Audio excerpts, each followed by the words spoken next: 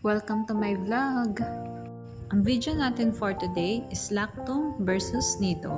Mahalagang paalala, breast milk is the best milk for babies. Okay, mag-proceed na tayo.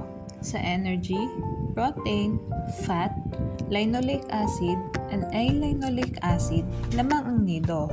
While lamang naman ng lactose sa carbohydrate and DHA. Lamang ang nido sa macronutrients. Sa minerals, lamang ang nido sa sodium, potassium, iron, zinc, and selenium. While lamang naman ang lactose sa chloride, calcium, phosphorus, magnesium, iodine, manganese, and copper. Lamang ang lactose sa minerals.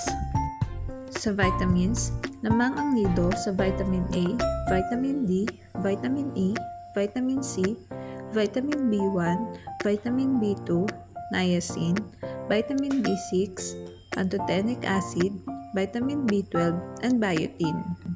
While lamang naman ng lactose sa vitamin K, folic acid, thiamine, and riboflavin. Lamang ang nido sa vitamins. Ang summary nito ay sa macronutrients, lamang ang nido, sa minerals, lamang ang lactose, and sa vitamins ay lamang ang nido. Additional, ang lactose ay may prebiotics, and ang nido ay may probiotics and prebiotics.